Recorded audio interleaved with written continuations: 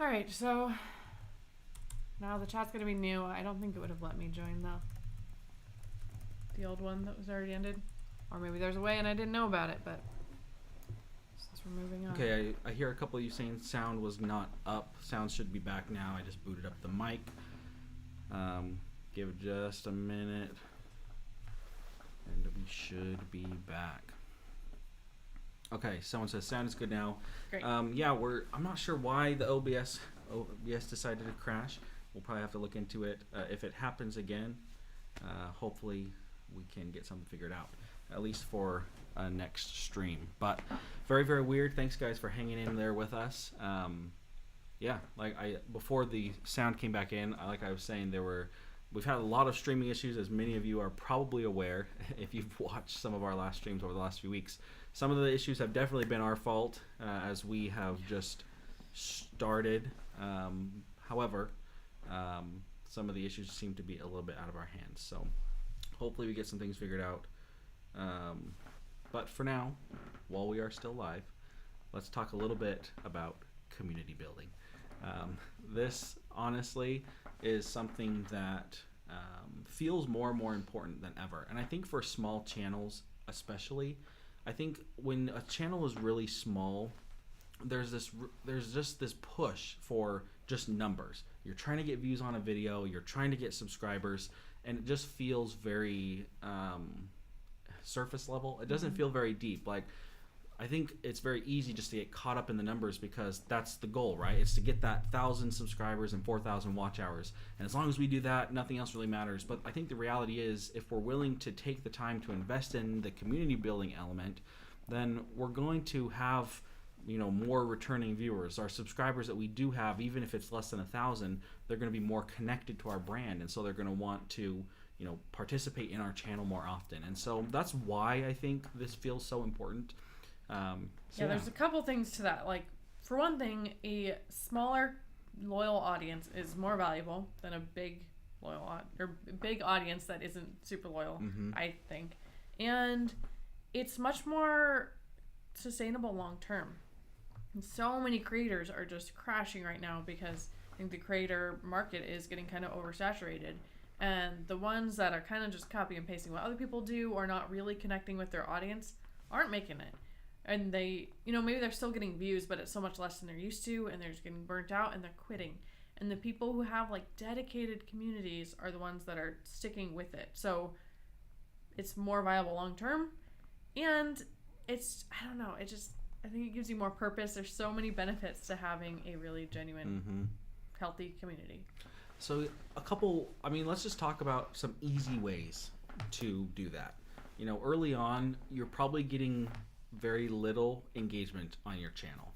Once you have maybe a couple hundred subscribers, maybe even earlier than that, you'll have some people who are more dedicated to your channel. I know when I started one of my new channels, it was probably after our first or second video, we had one person who just kept coming back to every single video, and they would comment and they would give us some good compliments about what we were doing and the content we were creating. But then they would also give us some pretty good feedback. Like, from a viewer's perspective, they would tell us things like, "Oh, your music was a little bit loud here," but it was honest, genuine feedback, and it's been kind of fun. I think we've posted 70 or 80 videos on that channel now, and it's been fun because they're still there, and they know that they were like our first or second subscriber, and they've just been there the whole time, and they still give us really good feedback. It is funny though, sometimes they'll comment, we'll end up having little chats in the comments with them, 8 or 9 different comments, and it's just fun to talk with people, and it's cool to feel connected to your audience in that way. And I think it speaks a lot to when new people come to your channel and see those videos, that they see that you are in the comments, you're talking to people. So I think that's maybe one of the number one things to do, is just engage in your comments. And if you aren't getting very many comments, that's okay. Maybe put a pinned comment at the top so that it does encourage some discussion when someone does finally come and watch your video. I think some other options, like if you're small, aside from just engaging with the comments on your channel, is you can go comment on other people's channels. If you get a comment, respond to that comment and comment to their channel and see what they're doing if they have a channel. I know a lot of people don't have channels. Or just other people in your industry, and you can comment on bigger channels in your industry, but I think often better in the beginning to comment on the ones that are closer to your size. And just kind of get to know the people in your space and just try not to you're not necessarily only doing it for some kind of collaboration or some kind of benefits. Just build a relationship, see where it goes. It's kind of a big thing just with networking in general is getting it to feel genuine is kind of an uphill battle, but you can get the hang of it and it'll start to feel better. So yeah, just commenting and even featuring other channels you like or brands.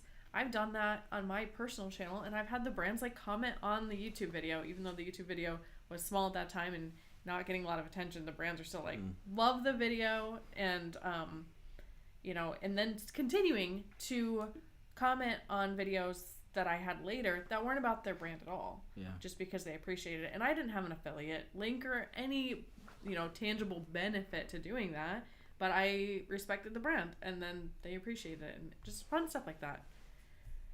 That's cool. A couple comments here that I just wanted to pull out. Liz is Me said, I run my community post tab like a social media. She said, feel free to check it out if you'd like. Great community engagement. I think that's a great idea. Yeah, think of it like, you put a post up, maybe it's a photo, maybe it's a poll, maybe it's, information, whatever. But engaging with it like you would on a social media post. If I went to post something on my personal social media, if all my Facebook friends or whatever started commenting, I would probably either respond to them, or I would at least give it a little like or whatever. But I would want to make sure that every person who took the time to respond to my post was acknowledged, and so I like that. I think that's really cool. Another thing, so this is from Life After Losing, says, I have a few dedicated people, but even with almost 900 subscribers, the engagement is not huge. I love talking back and forth with people. Oh well. I think I appreciate you expressing that sentiment, because I think that's something that a lot of people feel. Maybe you feel like you don't have enough subscribers or enough, I guess really dedicated followers to have really big or good discussions. Real quick, would you mind putting how many average views you are getting in the chat? I'm curious about that. Yeah, good idea. So a couple thoughts that I have for that. I guess number one is you can only respond to however many people comment on your video, and that's fine. But something else that you can do that I think also builds community on YouTube is going to other people's channels. It is I guess maybe the core of building community on YouTube should be between you and your audience on your channel. But I think another element, and you kind of alluded to this earlier, Julia, just like building community in your niche is also a really big deal. And so it could look like going to other people's channels and just being helpful or fun and participating in their comments. And I know that when it comes to video production and there's a lot to do between video, creation and editing and all that. But if you have any extra time to go to other people's channels and congratulate them if they have a great video, or tell them your favorite part of their video, or if there are other people commenting in their comment sections, respond to some of their comments and say, oh, I love that you love that part. I really like this part. Start building those connections that way. And it doesn't even have to be with an ulterior motive. I don't think you have to sneakily slip things in about your videos to get people back to your channel. That's not the point here. Yeah. The point is just to build a very happy, helpful, just the type of participation you would want on your channel. Go do that and be that for other people's channels, and people will notice. I just think naturally people will start to notice you doing that. Yeah. And it can give you opportunities to maybe not only potentially have people come over to your channel, but then also those other creators will probably notice you as well. So Life After Losing says, my most recent video is at 268 views after a week. So that's a good number of views. It sounds like your channel is making progress. A lot of people don't have that many, but it's really important to remember kind of how rare engagement is, and look at it as a percentage. 268 isn't a number where most people are going to be getting much comments on their videos. Some more than others. If you are getting a lot of engagement with few views, that's a really good sign, but I wouldn't worry about it. Look at other creators in your space and in other spaces and try to kind of get an idea for the percentage there. When a channel or a video has 10 comments, how many views does it usually have? And you might be surprised that you aren't as low as you think you are. Maybe you have above average engagement on your channel's comments. So keep that in mind, because it's no fun to build community. I ran into this. It's no fun to build community when you feel like it isn't working. When you're like, this is just a hamster wheel and it's never going to end and I'm never going to, get any traction. But if you realize, oh no, actually, I'm getting more engagement than most people are at this stage, and that can be motivating to keep going. And don't wait is another thing. It's so easy to be like, well, I'll take care of my audience when they're bigger.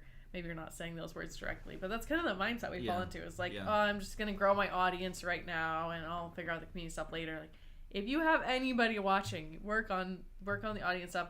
Maybe community posts aren't really doing much, but at least try to engage in the comments. Make a pinned comment. Even if you aren't getting any comments right now, make a pinned comment and see if, you can get some engagement. So, start nurturing them right away, but also don't be discouraged if it's slow at first, because that's pretty typical. Nice. Movie World says they have a doubt. YouTube has introduced a new feature, a button of show me something. It literally allows us to scroll through both shorts and long form, but with no ads. This is a loss for long form creators, right? I guess it could be, if when you're looking at it from a monetization standpoint. I've not actually used this feature, so I can't speak for 100% certain, but our videos playing plus no advertisements does equal no money for us. So I would say, like, potentially yes. YouTube is trying a bunch of these features like this, where there's one where they'll let you look at videos of like a specific color, like show me a bunch of yellow videos or whatever. I think the use case for that is pretty questionable. I just don't know if it's that helpful. Sometimes I've heard of people using it, they like it, but I don't think it's going to be like a widespread thing. You have to remember that YouTube is also incentivized to show ads, because that's how they make all of their money. So, if you are part of the partner program and you have ads on your videos, yes, you're getting a cut, but you have to remember YouTube is also getting a large cut of those ads. So it's not in YouTube's best interest to give away a bunch of content with no ads. So I would say it's not probably too big of a deal on a large scale, but it can be frustrating, I think, as a creator who feels like that YouTube's just showing their videos with no ads. So really interesting point. Any thoughts on that? To be honest, I wasn't aware that you don't get ads on the Show Me Something. I'm curious how much you tested that. I'm not saying you're wrong. If you're pretty sure, then I trust you. But I even did a quick Google search, and I'm not seeing anything about the Show Me Something not having ads. That kind of thing is kind of hard to notice if you have a premium account or things like that. But we'll look into it more. Yeah, I mean, YouTube says they give creators a cut for, the premium members already and things like that. Ultimately, YouTube is going to take as much money as they possibly can, like any business. And, I mean, even companies like Uber, where they run it at a loss for years to get off the ground, like, they're doing it so that eventually they can take the biggest cut they possibly can. Like, there are very, very, very few companies or organizations out there that are looking out for other people aside from themselves, which is fine. But there's a balance. They know they can't go too far or creators are going to stop. So hopefully they toe that line well and it works out for creators, but it is what it is. It's to be expected, but it's unlikely to go so far that it's not worth it for creators at all anymore, because then they don't have a product. That's the way I look at it. Yeah, nice. But sometimes companies mess up and they go too far, so who knows. Another reason to build a community, because then you have an audience that isn't completely dependent on YouTube. If you don't really have a community and people are just watching your videos one-off when they find it, then if YouTube goes away, you go away. And if you have a community that really likes you and really, cares about your content, then YouTube goes away and you can go to a different platform and they will, at least some portion of them will follow you. Yeah, that's great. Okay, a couple things. So Mike says, I use live streams to engage with people. Another great way to engage. Hopefully your live stream luck is a little better than ours. He said earlier it was a disaster waiting to happen. It is. It does seem like that. Yeah, I don't know. There's a lot that can go wrong, from just maybe being unfamiliar with the new technology, or the technology not working, or internet problems, or things like that. But I think you're right. When it does work, it works well. And so I think live streaming is a great one. Yeah, very, very cool. A couple other comments here. The Lawn Fellows say, hello all. Hello. I just took a look at your channel the other day, and I liked it. I'm not gonna lie. I learned a couple things about grass, so I thought that was pretty cool. Let's see. Lawnfellas also asked, do you guys ever use Canva for thumbnails? Not usually. Our editors are pretty professional, and usually they use Photoshop. However, sometimes if they aren't available, or if we need a last minute change, I will hop on Canva and make some changes. Sometimes I'll do Photoshop and just Google the thing I need, but sometimes it's just easier to do Canva. I use Canva for my personal channel because I'm not super versed in Photoshop. What about you, Nathan? Yeah, kind of the same for me. Occasionally you'll see a thumbnail on the channel maker's channel that maybe looks a little simpler than normal. That probably means it was done on Canva by probably one of us last minute. But generally speaking, I don't think that Canva is a bad platform to use. I also use it for all my personal YouTube channel thumbnails, and I love Canva. I think, especially, I just use the free stuff, as most of you would probably know. I love free stuff. So I love the free version. I love that you can do pretty much everything you need. There are some limitations, but usually by jumping around to different tools, free tools online, I can get a lot of the effect that I need. Maybe it doesn't look quite as good as with Photoshop, but I think especially for a smaller, newer channel like mine, it looks plenty good. Yeah, I think the big thing with thumbnails is the missing element with thumbnails is usually not being limited by the software. I feel like strategy and taste and just like skill to see how well your thumbnail looks objectively and have the right psychology behind it. Like, there's so much that makes a good thumbnail before you're actually limited by the tool. Like, I think if you feel really limited by your tool, there's probably so much more you could do before you upgrade. Just simple changes that will make the thumbnail better that don't require some fancy tool. I really believe that. Now, with cameras and like production setups and stuff, audio, especially audio, I would not say the same thing. Like, sometimes it is going to really help you to upgrade a bit. But with thumbnails, like, there's just a lot you can do with free tools, and it's probably not the gap. Like, it's probably not a tool, if that makes sense. Yeah. You know what I'm saying. I'm not saying it well because I'm tired. You know what I'm saying. Life Chats with Diane says, question, I've posted 247 videos on my channel. My videos are getting some views, but retention is not good. Not sure if it's me or the content. My channel is on the topic of mental health. So retention, that's the question we're all asking, right? How to get people to stay watching the videos. So maybe we can talk a couple minutes about a few things that can help retention. I would say number one, on the back end of YouTube, you have your retention graphs, right? So you can see kind of where people are dropping off. Most people, usually there's a huge drop off in like the first 0 to 10 seconds, right? You'll just see this terrible drop, but then it should level out at some point. And so if you see just a really, really huge drop, but then it levels out at like lower than 5 or 10%, it probably just means that your content in general is just not engaging. And so things you can do to improve that is just starting with a more engaging hook or intro.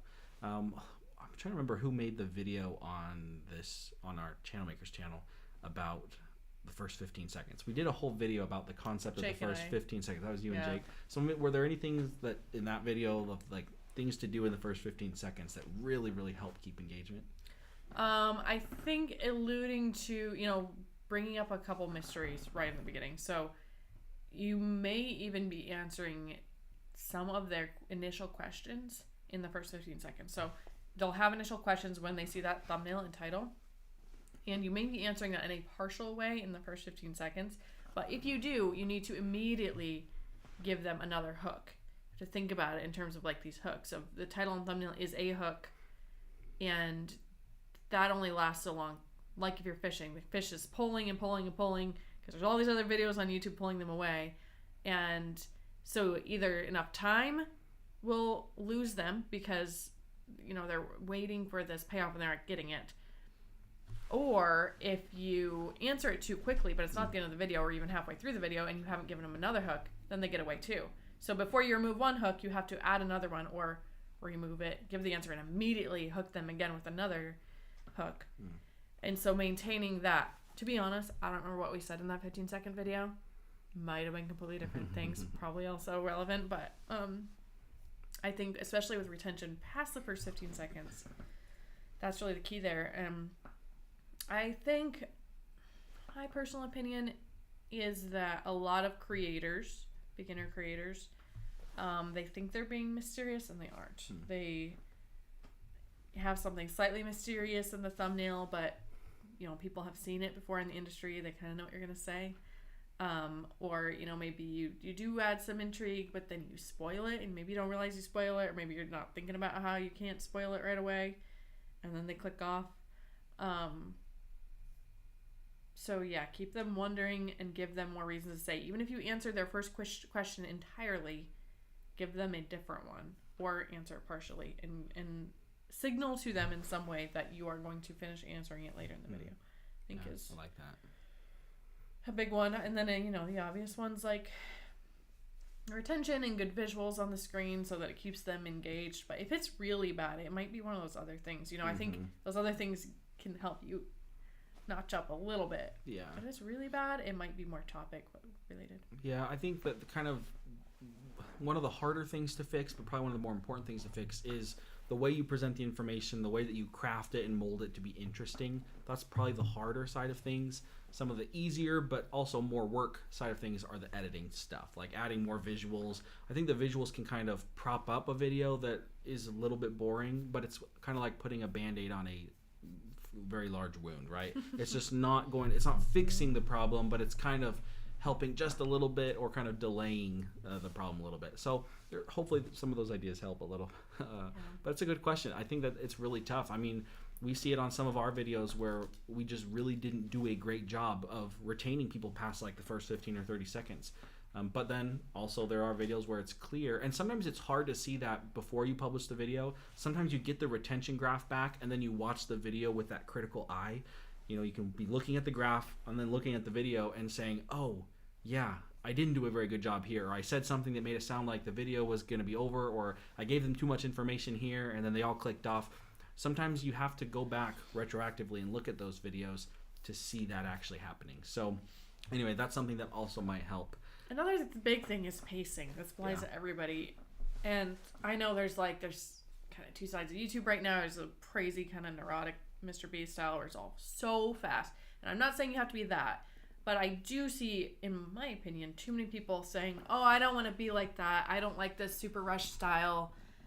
But you're still being too slow. It's like, even if I'm casually telling Nathan a story and there aren't all these crazy Mr. Beast visuals and sound effects and edits, I have to get to the point where he's going to get bored and I will see his eyes glaze over, because that's kind of how the brain works. Like, you need to be critical enough of yourself, and I think people get really defensive about that, and they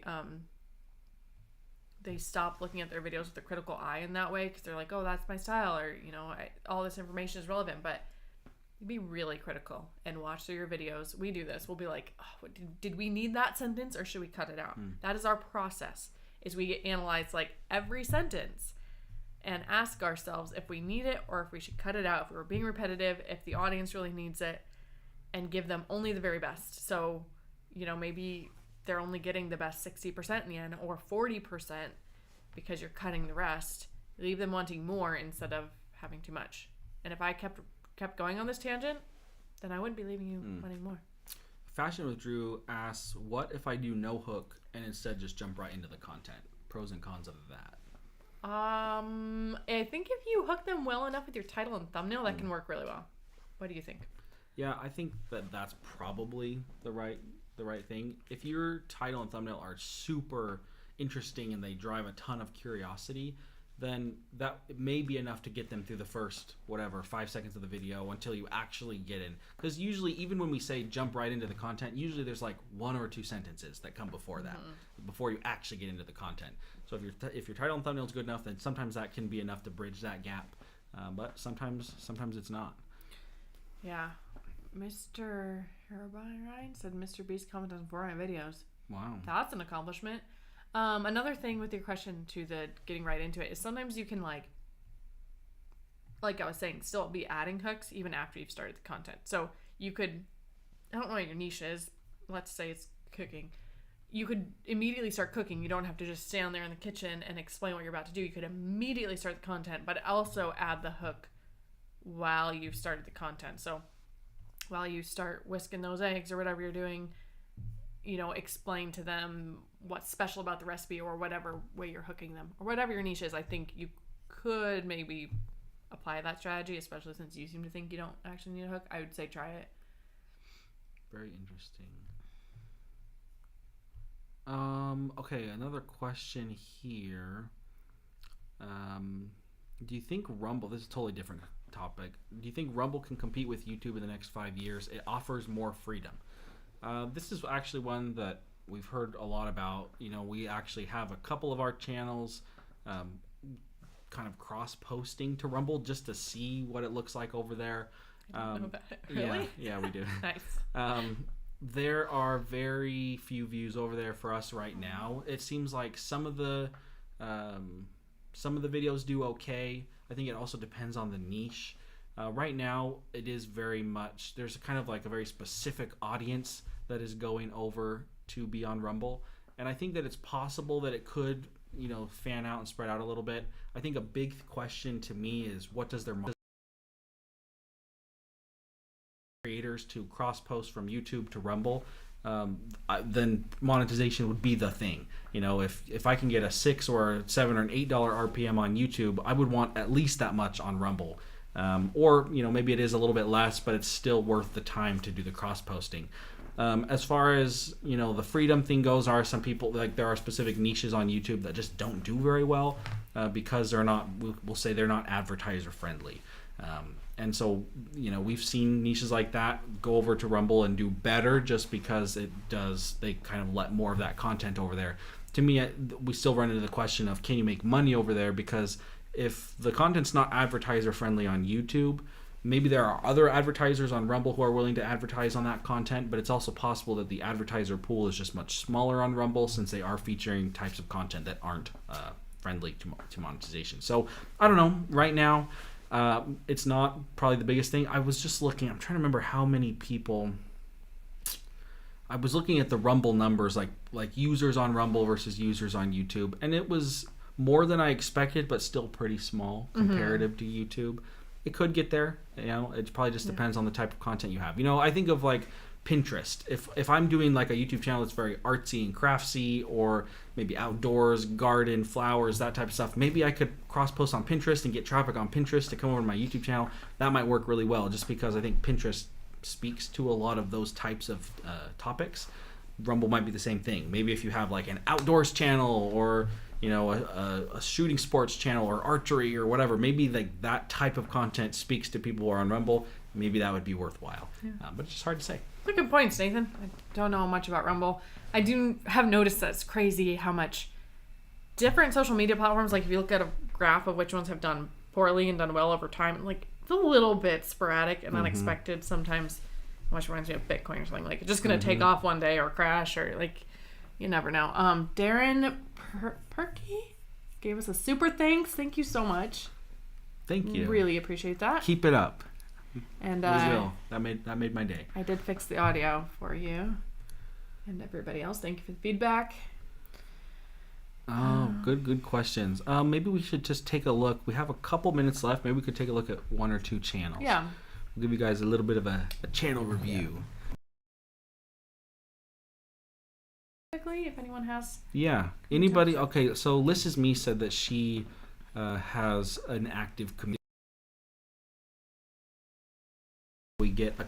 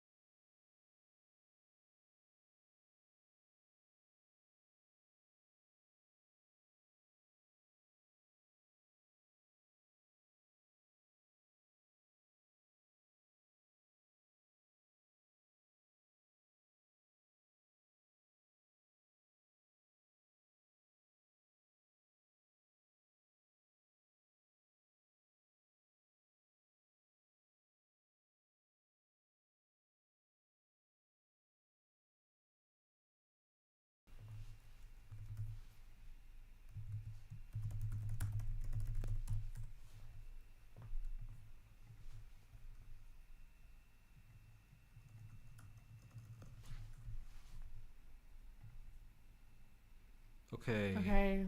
Audio should be back. We're going to have to give something to try. Yes, someone just heard me typing. I just muted my typing. Sorry about that. Okay. We are going to look at a channel hopefully before OBS crashes again. We're going to take a look at some other streaming options. Maybe a new computer or something. I don't know. She put our stream in her community post. Thank you. Thank you, Liz. This is awesome. So nice. See, that's a good example of building community. I mean, I might be a little biased in this case, but I think that's really nice. Just doing things like that, like supporting other creators, is such a cool way to build community. Daily check-in. It's taking me longer than I wanted. Hopefully we still have audio. I'm like paranoid. Okay, I think we still have audio. Okay, daily check-in. Let's see, taking me longer than I wanted. Mom stuff had to come first this week. I like that you're adding like a little dose of your personal life in there, but you're still kind of talking about your topic. I like the mystery, which is also a good reason for people to comment because they don't know what it is. Got some good stuff in your community. Yum. A little question on what kind of content they want. This is such a good variety too.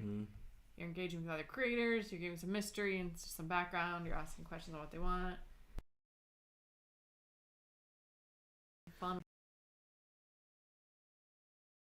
Yeah. Variety. So a discussion that we've had here around our office is that it seems like different types of community posts do better or worse than others. You know, we'll see if we post a very specific type of community post, it does really, really good, but then we'll post a different type and it doesn't reach as many people, but maybe that it gets some meaningful comments. Like even just medium. Like if we have a video, if it's a video community post, it just won't work. It just doesn't go anywhere. Yeah, so, pretty cool. Pretty cool. Good variety. Alrighty, let's see. Let's look at... Scrolling back up. Let's see.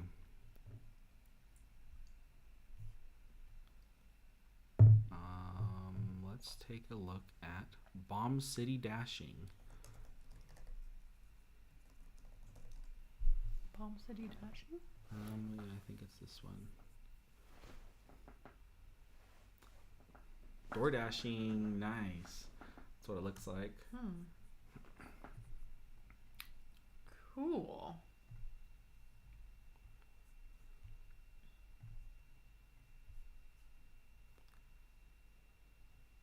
So taking you on my deliveries, doing Grubhub and DoorDash, very cool. Doing the gig, work to pay off bills so I can retire early. So all the videos have the same title. Okay. Dashing to Retirement. Is this kind of like a podcast, I wonder? Episode 449, a bit episode longer 431. Episodes. Interesting. You might try different names. Like even on our podcast, Creator Files, a lot of times we'll have the episode number. I've kind of stopped doing that on YouTube where the thumbnail still has the episode number. Might also change that. But especially in like the podcast feed. We will have the episode number like 39 and then a title that is relevant to what is interesting about that specific episode. So you might try that with these, like think about it. And even if like, I don't know what these videos are like, but even if they're kind of all over the place, you can title a video after kind of the most interesting thing, especially if it is podcast style. You can just take one aspect of it and title a video like that. And if it's not all on that topic, people are more forgiving about that with podcasts. It's not like they're going to click onto a video and click off if it doesn't match the title. With most videos, that's how it is. With podcast style things, you can kind of like take one little tidbit of it and kind of highlight that, especially if it's all on a similar topic. So for example, like let's say you had a podcast episode about sleep, and you talk about blackout curtains and not having caffeine afternoon or whatever. And maybe the not having caffeine afternoon is just, 2 minutes out of an hour-long video. You could still highlight that part as long as I think the whole topic's relevant. I'm kind of going off on a tangent, not even knowing for sure what these videos are like, but I think you should try to title your videos different.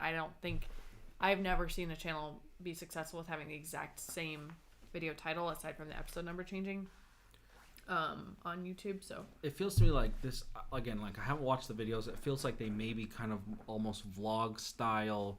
I mean, if you're doing the dashing every day, it's probably almost like a day in the life sort of style video. Yeah. So if there's like maybe one specific, try and pick out like one specific interesting thing that happened during the dash. Yeah. Maybe you got a flat tire. Maybe you were, I don't know, maybe there was terrible traffic. I noticed that on some of your older videos you had done a couple different titles. So maybe trying something like that again could work. Yeah. But overall, I like it. Maybe let's take a quick look at the community tab. Yeah. And I wasn't trying to say you're not successful. You're actually doing great. I just getting some good views. Yeah. I just meant like wildly successful channels usually.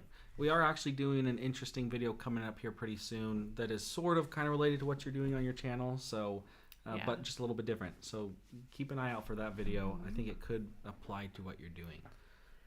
All right. Still having issues with downloading videos. I hope to have this resolved very soon. Please check out my other videos. Okay. Kind of update. Yeah, there. kind of looks like you're using your community tab as sort of an update section for your viewers.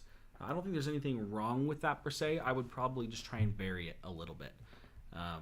If you're having frustrations with, equipment or something like that, I think it's a great place to update people.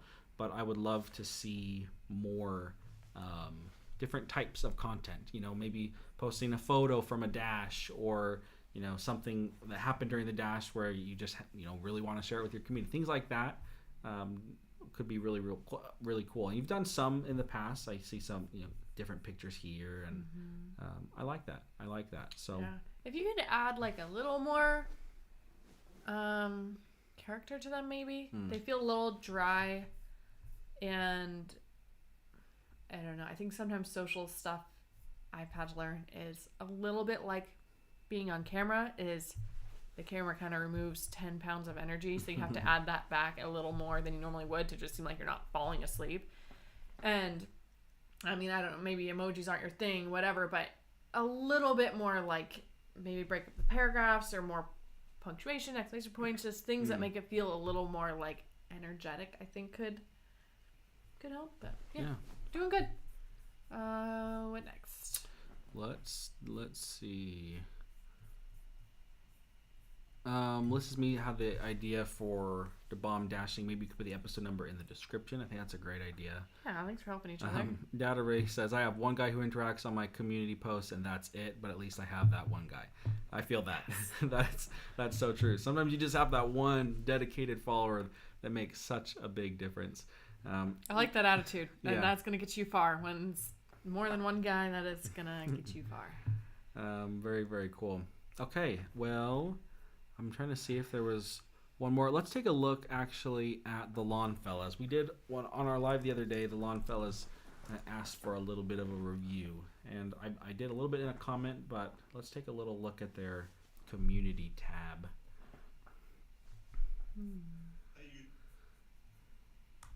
All right, here we have the Lawn Fellas. Like I said, I learned a couple things on your channel. So I like your banner. Good info. Yeah, I love the branding. I like the first impressions, but I'm not going to get distracted. We're going to the community tab. Okay. Shutting down YouTube. Uh-oh. It's over. Today I realized. Interesting. What? Please explain. Are you really leaving? No, you say I can't quit now? April Fools. Was that an April Fool's joke? Oh, nice. 3 days ago. April Fools and us. That's funny. Got us. That's hilarious. It even worked, and it wasn't. Okay, I like it. Got some polls, different things like that. I like that you actually made some sort of graphic here. The "Can you hear me now?" Mm-hmm. I thought that was an interesting video for your channel. You were. I watched that one. You were trying out your new mic to see if the receiver would work from the camera as you were mowing. Different type of video than I would have expected from a lawn care channel, but I also liked it. Different ones on different tools. This one's fun. I like this. Yeah. Which one are you picking? That's fun. Me knowing nothing about big lawnmowers. I have a very small lawn. I think these lawnmowers would mow my lawn in about 2 seconds. Mm-hmm. Good. 3 months ago, 2 months ago, 2 months ago, 2 months ago. So it looks like you're posting a only thing that I would recommend is maybe just increase the volume a little bit. It doesn't have to be a ton, even if it was just once a week. I know you had mentioned on the stream that you were doing something about Fridays, I think you had said. I don't remember exactly what you said, but I think that just a little bit more frequency could be good. But overall, I'm pretty happy with these. I think it was someone who asked, is it even worth doing community posts if you have less than 500 subs if you're not getting any engagement? I would say that if you're just not getting any engagement at all, still do it occasionally. I think it's like just a muscle to exercise to some extent, because it's an art. You can get better at it as you go. It does make it a little bit frustrating if people aren't actually coming and watching or looking or engaging or commenting, but just doing it a little bit so that when people do come to your channel, it feels like you're putting in that effort. I don't know if there's any better way to go about that. I think it depends too. I assume you mean no engagement on your channel at all. Is that what they said? Did they say on their channel? I think just specifically, I don't know channel wide, but specifically on the community posts, they just get very little. I think it's worth it if you're getting any engagement on your channel to like Nathan said, exercise the muscle, and then you're never going to know when you're going to start getting engagement on those community posts unless you're making them. So if you're getting any engagement at all on your channel, I'd say do one every once in a while. If you're getting like 0 comments on your channel ever, then maybe just focus on your videos for a while. But if you have a little bit of an audience on the rest of your channel, then I try it. I was going to say something else too. Oh, they don't have to take long. They can be really fast. Like some green posts take longer. Like if you're doing a Canva image or image polls or whatever, but sometimes you can whip something together really quick. Like the little poll about what was your favorite holiday that the Lawn Bros had. Lawn Fellas? Sorry. That's like, that takes less than 10 minutes. It doesn't have to be this big thing. And just kind of experiment and see what people like. Love it. Yeah. Okay. I think we're going to call that a wrap. Thank you everyone for joining us this morning. Our sincere apologies for the technological issues. Every day you jump on one of our streams and help us pull ourselves together. It makes a big difference. It does. We do appreciate it. And we're going to be looking into hopefully some other streaming software or something to make these problems better. But we really do appreciate your guys' support. We love coming on, talking with you, getting to look at some of your channels. So hopefully we'll see you again on stream very soon.